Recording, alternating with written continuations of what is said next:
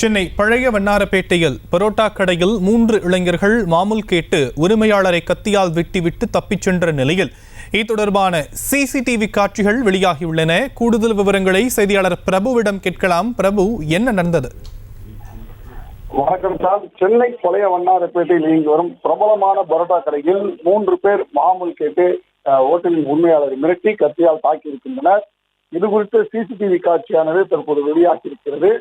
சென்னை பழைய வண்ணாரப்பேட்டை சஞ்சீவராயன் கோயில் தெருவை சேர்ந்தவர் சங்கரன். இவர் அந்த பகுதியில் நீண்ட வருடங்களாக பரோட்டா கடை நடத்தி வருகிறார். இந்த கடையில் நேற்று முன்தினம் இரவு வழக்கம் போல் கடையில் வேலை செய்து கொண்டிருக்கும் போது அங்கு வந்த 3 நபர்கள் சங்கரிடம் மாமூல் கேட்டிருக்கிறார்கள். சங்கர் மாமூல் தர மறுக்கவே அவர்கள் மறைத்து வைத்திருந்த கத்தியை எடுத்து சங்கரின் தலையில் சரமாரியாக வெட்டி தப்பி சென்றிருக்கிறார்கள்.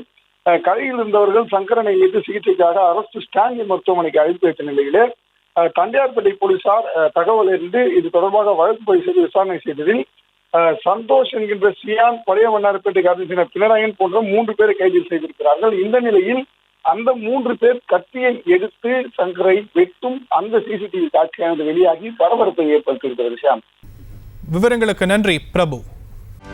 செய்திகளை உடனுக்குடனும் துல்லியமாகவும் தெரிந்து கொள்ள சப்ஸ்கிரைப் பண்ணுங்க.